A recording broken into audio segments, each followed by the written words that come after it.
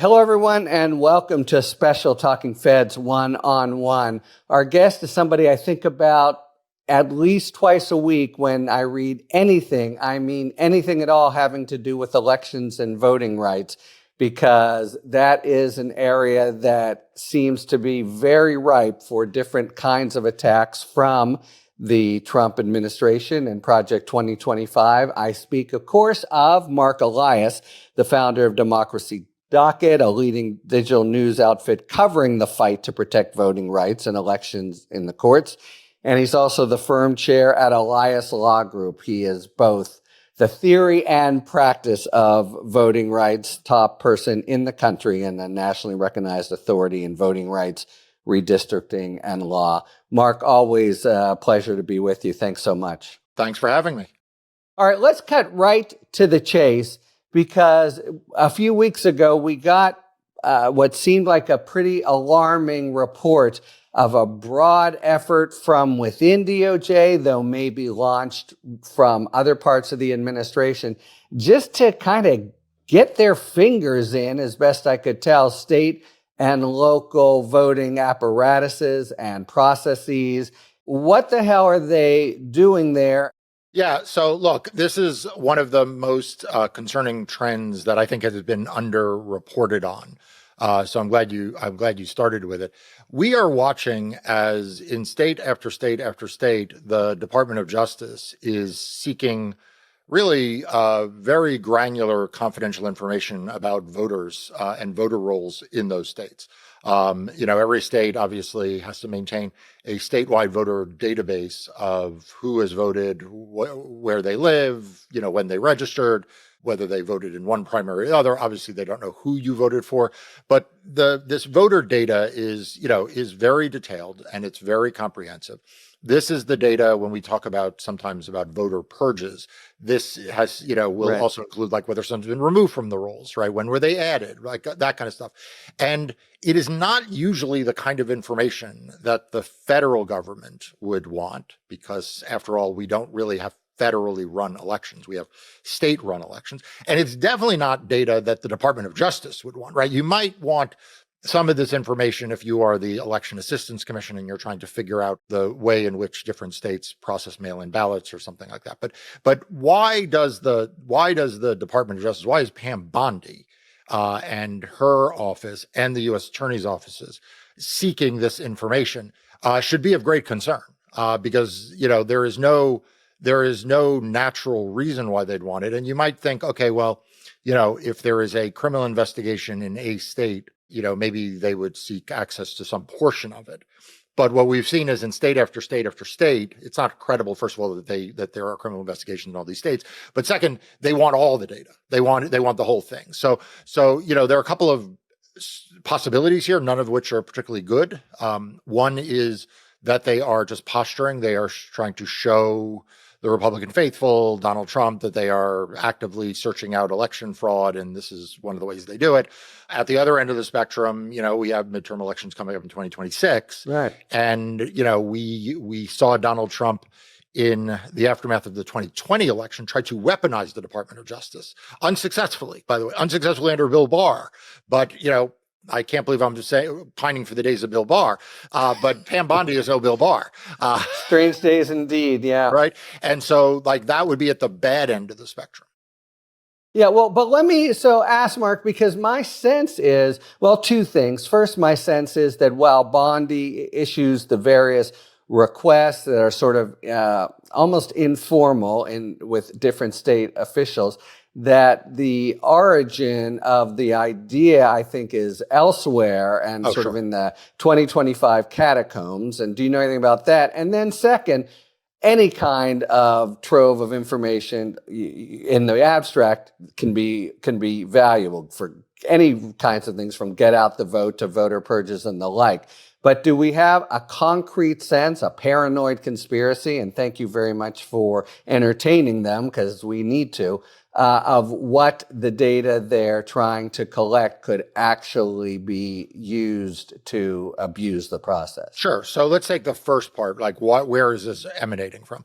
Obviously, I don't know for certain, but it has certainly been a long-standing position of the Republican National Committee and of the right-wing legal movement to also be interested in this kind of data. In fact, we are watching as private litigation also takes place by right-wing groups to access the same information. Now, why do those groups want the information? They usually want it to either fuel some fake theory of voter fraud, right? They want to create a panic or create a cloud where none exists. Sometimes they want to do it to do purges, right? Because they want to instigate the process of mass removals. Sometimes they want to use it to do individual voter challenges, right? They want to challenge the ability of people to vote. So that's kind of the panoply of why private entities use it. There is no question that. And none of that, I'll just interject for our listeners, none of that is anything to do with DOJ business whatsoever. And as Mark says, DOJ, except for federal crimes where you're involved in any given election, if you actually see them, there's not really a federal role to play. It's quite clear in the constitutional structure, state and localities do it. Sorry, go ahead. Yeah, no, that's exactly right. And so I don't for a minute believe that Pam Bondi came up with this idea. I think this probably emanated from the White House. We have seen no separation between the White House and the Department of Justice. Just remember, it wasn't that long ago that, Merrick Garland would not have anything to do with the White House. And that followed decades of protocols where that was the case under Democrats and Republicans. That's gone, right? We now see Pam Bondi, doing live television hits from the White House lawn, and we've seen her in the Oval Office. And so Donald Trump doesn't make any pretenses. So I am sure that the demand around these election investigations or these data collections stem from the fact that the big lie is the central tenet of MAGAism, that the thing Donald Trump insists that every person is in administration, frankly, anyone in the Republican Party has to abide by, is being an election denier about 2020. More recently, I'm sure you've been covering, they're revisiting the 2016 election, which is a little odd since he won the 2016 election, but nevertheless. So I am sure that this is coming, or I speculate that I'm sure that this is coming from the White House and being handed on down from high. But I mean, what this data will be used for, I'm quite concerned with when you get to 2026, because again, we saw Jeffrey Clark, who was at the Department of Justice, was willing in the aftermath of 2020 to play ball with the White House. And if Pam Bondi is, you could imagine her using this data to claim that there was widespread fraud in the 2026 election. That this data proves that Democrats didn't win. I mean, the data wouldn't in and of itself do that, but it is a very rich. Anytime you have a list of every voter in the state and you want to construct a conspiracy or false narrative about who's been added, who's been subtracted, which counties the population voted in the primary versus the general, looking for data anomalies, made up data anomalies. This data would give them that predicate or that foundation to do it. Yeah, we saw it in December and January 2020. You get enough numbers and you just use them, Rudy Giuliani just asserts something and it's enough to make credulous people more suspicious. Okay, so I see the general concern, and it's a big one. I have been really focused on any election related thing, and this is a large effort. But my understanding is it's just a kind of friendly phone call. Oh, Mark, why don't you give good old Fed Harry, this little thing to play with. But as you've described it, Mark, because you always have one eye on the courts where you've been phenomenally successful. You've had the benefit of some weak claims on the other side, but even so, kudos to you and thanks so much that you're there. But this strikes me then, the way you've described it, they could do some messy stuff within 2026 as a hard thing to attack currently in any kind of lawsuit. Am I right about that? Yeah, I think that is right as we sit here today. I think that, as you point out, right now, this is sort of a combination of phone calls, letter writing campaigns, and the like. Now, what's interesting is some of those are coming from federal prosecutors. And so, will we see the use or the misuse of grand jury subpoenas to subpoena that information? Because as you know better than I, the ability of the Department of Justice to put together a grand jury subpoena and have it kept secret is much greater than when they write these letters that, wind up being released or subject to FOIA and the like. So I think everyone needs to be attentive to this. Now, it would be abusive of the grand jury process, but, so be it. But it is notable that the people asking for the information, and you said this earlier, and I think it's really important, there isn't any reason why federal prosecutors would be even asking for this information informally. And so it's not that big of a step to say that Pam Bondi says, okay, you know what, come up with predication, whatever it is, and let's start getting the information through compulsory process. Yeah. Look, there's no law enforcement reason, absolutely, for Todd Blanche to be going down to Florida and interviewing Ghislaine Maxwell. Can you believe that? I mean, by the way, he's the number 2 person in the Department of Justice? It's friggin' incredible. Number 2 guy never, you leave maybe for an occasional keynote address as an individual investigative. So I've just written this morning in a Substack, and I'm happy to talk about it. It's just so valuable to talk to you about election stuff. But it is, people have said, that's strange. It is gonzo, over the top, bizarre, but that's the least of the problem. The bigger part is there is literally there's not as far as we know, an investigation going on. He seems to be doing it all in secret. Everything he's doing, he must be doing under law, but that's been jettisoned, in the name of the people of the United States. Going and talking to her privately, garnering some information that could be used for Trump, to help Trump out in a political scrape, not even a legal one, is ultra vires like I've literally never seen. And this one-on-one thing, yeah, it is. It's so in plain view. It's so casual, and it's so completely without any tolerable justification. And let me just say, yes, the first week in baby school for DOJ, the first thing, never, ever, ever do an interview without other people there to take notes, to be in case if that's happened. So I know we're going to go back to election, but I just have to add this. So the fact is that there is no reason for the Deputy Attorney General to be interviewing anyone. Number 1. Number 2, there is certainly no reason for the Deputy Attorney General to be interviewing an inmate who is currently appealing her sex trafficking conviction. This is so far off the rails from, as you say, Harry, normally these folks are giving keynote speeches. But on top of that, you would expect that if there was a reason to have an interview with someone who has been convicted of a crime, currently serving in a federal sentence, who's trying to seek cert review, you would expect that there would be, 2 FBI agents at a minimum present, and also a line assistant, right? Like someone from who would do office, the interview. Yeah. Right, doing the interview, the actual line assistant who because this case was prosecuted out of U.S. attorney's offices, so you would expect the line assistants to be doing this. This has every indication that there is an effort afoot to try to, make a deal of some sort without any of the normal civil service, lower level people who are, who view their job as locking up bad guys. None of the people who view their job as locking up bad guys are being allowed in this process. And it stinks that I haven't. And the reason why I connected to this voting stuff is because if you can have that normalized, right? If you can have it normalized that the Deputy Attorney General is doing this, how far is it really from the Deputy Attorney General? Let's just stick with him, saying in the fall of 2026, I'm going to personally go to the ballot counting location. I'm going to personally, ask that the ballots be gathered or sequestered, or I want access to the voting machines, stuff that we would view so far out of bounds. Well, honestly, that's not that different. I mean, it's different, but it's it is of the same kind with what we see going on right now in this Maxwell case.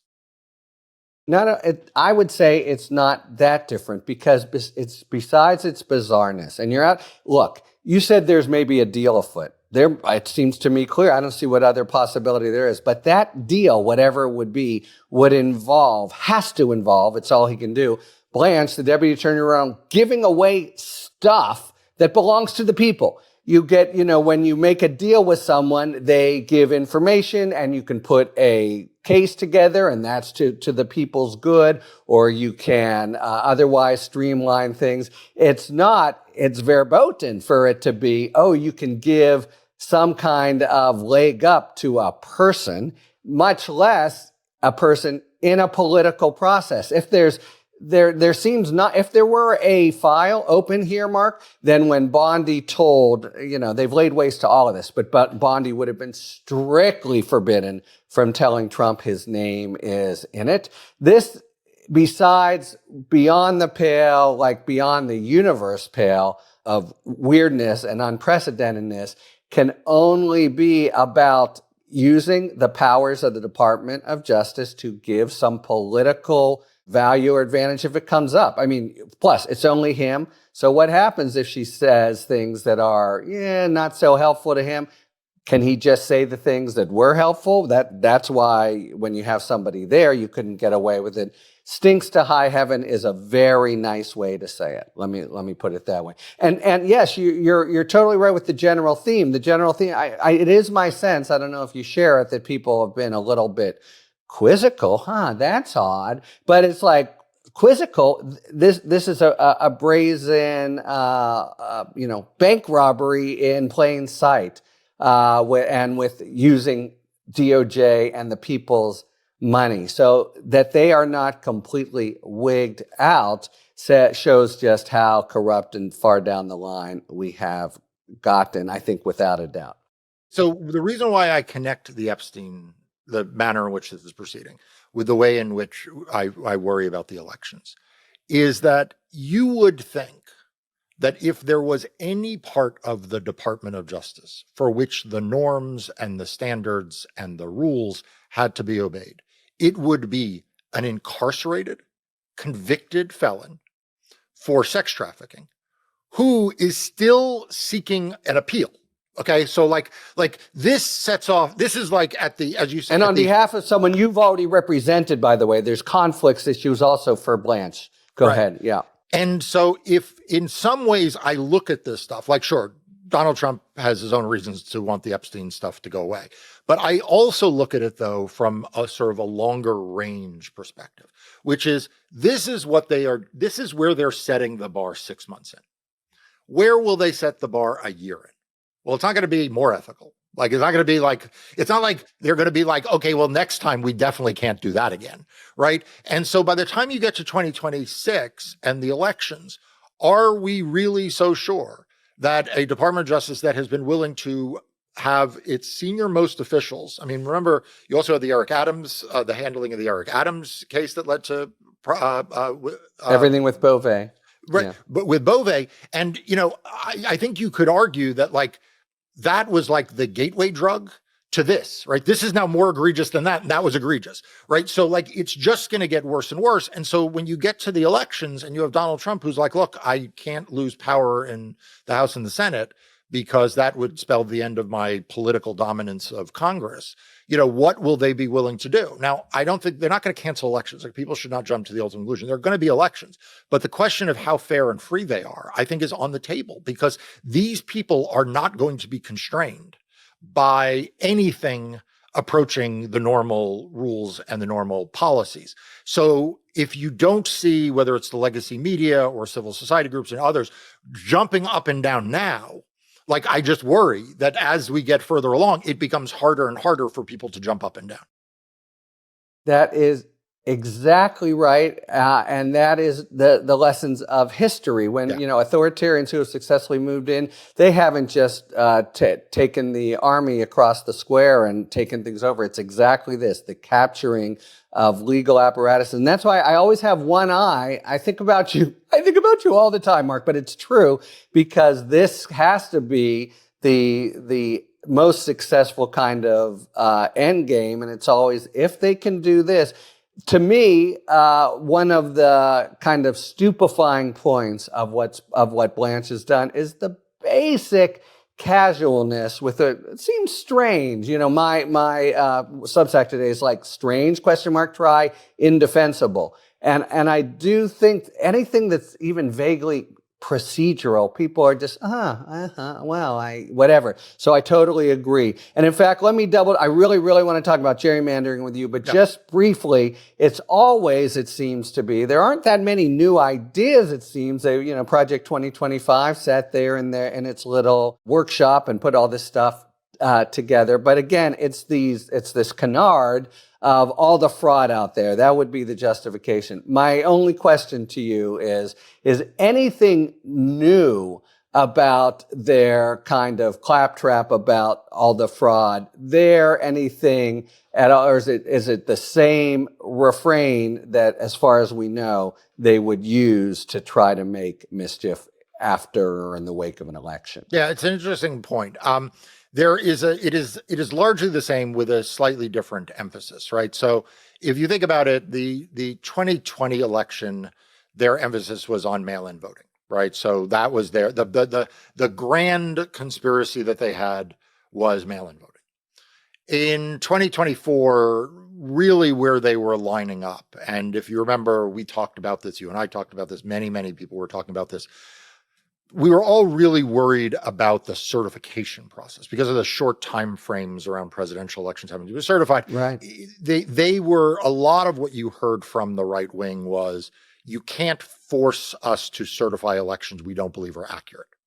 And you had the Georgia State Board of Elections, trying to monkey around with some rules and other stuff. None of that wound up coming to pass because Donald Trump won. I will also remind people, none of it went away because Donald Trump won. So we are likely to see some of that also play out in 2026. So that was like we had the mail-in ballot election, then we had the certification, claims, false claims about mail-in ballot, false claims about certification. I think that the emphasis is where you started this podcast, which is, number one, it is much more DOJ centric. So in other words, it is much less about what state actors are claiming or alleging, what outside groups are claiming and alleging, and it is much more set up to be Pam Bondi being the protagonist rather than, some group that you've never heard of or, that is funded by some right-wing billionaire or even the Republican National Committee. So that's one thing that's different. The other is this intense focus on the voter rolls, which suggests that they are more focused on the registration issues than they are on the method of voting issues. So mail-in ballots is a method of voting. Certification is kind of a method of how you conclude elections. This collection of data suggests that they're actually going to be singling out individuals or groups of individuals to simply say they should never have been allowed to participate in the process at all, and that is where the anomalous behavior that they will claim justifies, throwing out elections or whatever comes from. I got it. So anecdotes seem so powerful in these areas, and you imagine if they can find it never has made any sense for people who aren't legally entitled to vote. You get immediately arrested and the like. Talking Feds is supported by the Brennan Center for Justice. In this new political era, the Brennan Center will do what they do best: defend the Constitution and the rule of law. They're prepared to fight against presidential overreach and will continue advocating for reforms to resist weaponized government, stop billionaires from corrupting our elections, and ensure every eligible American has the freedom to vote. Stay informed by visiting BrennanCenter.org. Let's talk briefly about redistricting. There does seem to be, we're talking about a razor-thin margin. I just want to say one thing about what your point just now. Imagine we came pretty damn close. If Jeff Rosen, the acting attorney general, had been willing to play ball with Jeff Clark and everything else and send that letter to Georgia, and then my congressman will take care of the rest. Well, we've clearly traded an honest acting attorney general for Pam Bondi, who will just say, where do I sign? What do I say, boss? Okay, so be afraid, be very afraid. But now, so concretely, there are some, and remember, we start with this kind of advantage for Republicans in the Congress, efforts to do some really nasty midterm reapportionment, which is rare. But Texas in particular seems to be playing with several states. California says, well, maybe we'll come back and do it too, but it's hard to take the whole that the blue states just doing it in the same way. Tell me where you think things stand in redistricting and what seems to be on the litigation horizon for you there. Sure. So the thing people need to understand about this is it is the case that the Supreme Court unfortunately blessed the idea of mid-cycle redistricting after Tom DeLay had Texas do it in the 1990s. So that is a precedent that exists. It doesn't happen often, but it does happen. Okay. However, what is normally going on in those instances, even though I found what the Republicans have done odious, what they are usually doing there is they're saying, look, the maps were drawn by Democrats the first time. Now they've lost power. We've gained power. So we ought to draw the maps. That was the argument that Tom DeLay made, is that when Ann Richards was governor, she drew the maps. Now that we're able to, we draw the maps. The state of Texas gerrymandered their maps in 2021. They were in charge in 2021. Yes. So this is not even a normal, in quotes, mid-cycle redistricting. Mid-cycle redistricting is always abnormal, but this isn't even the normal mid-cycle redistricting. This is literally the state of Texas saying, we gerrymandered as many seats as we possibly could that we were able to in 2021. It's now 2025.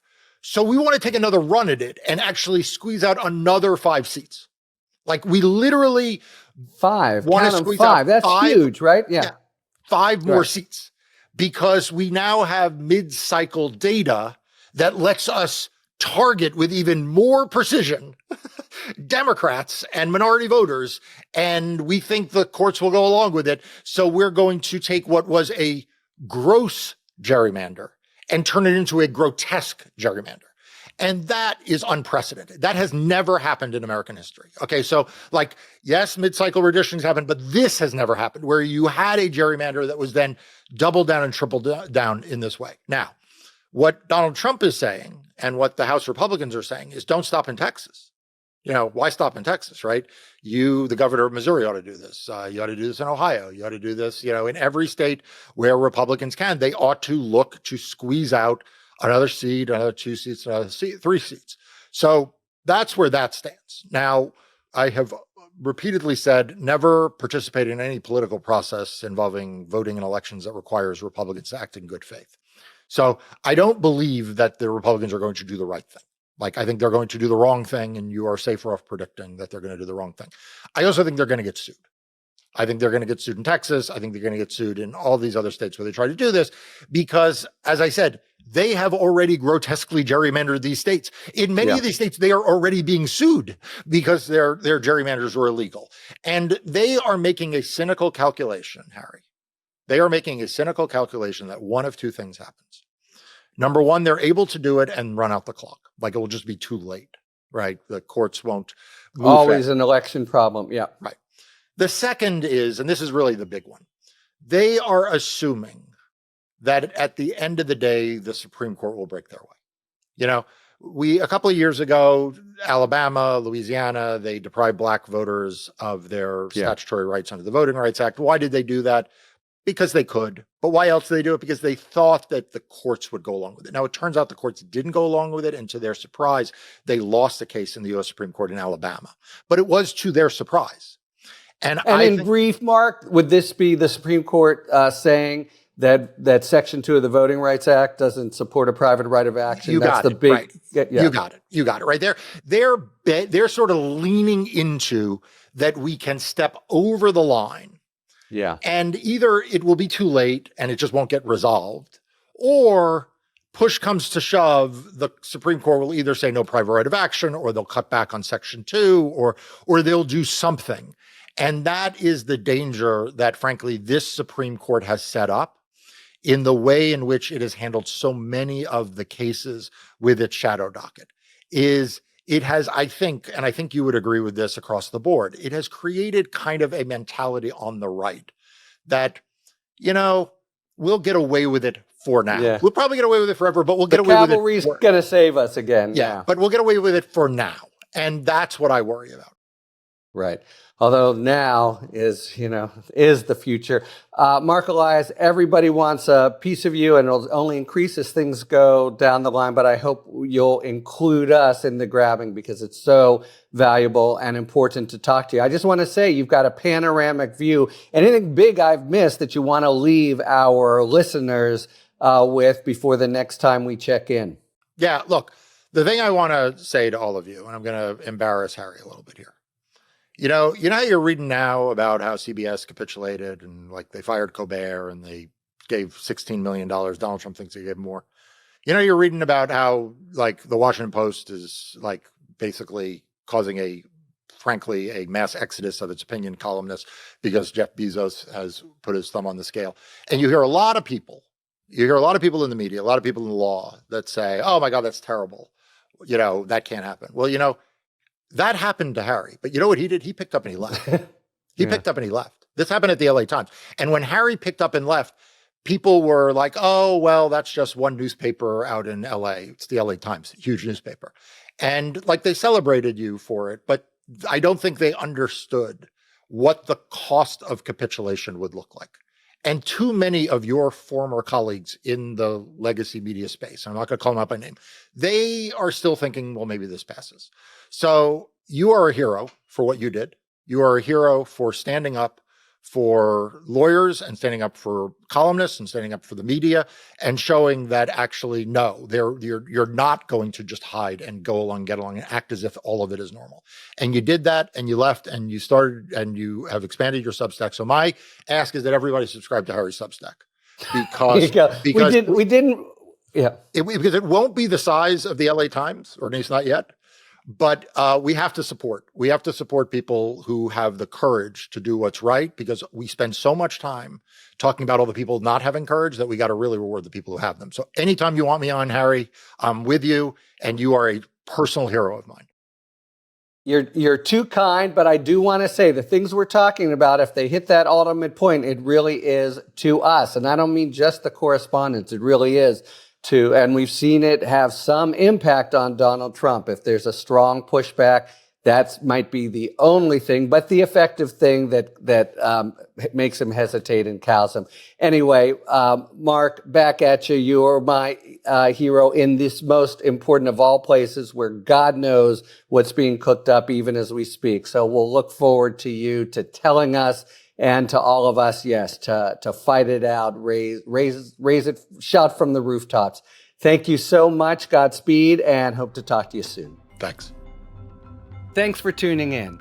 If you enjoyed this video and other Talking Feds content, please take a second to like and subscribe. Talk to you later.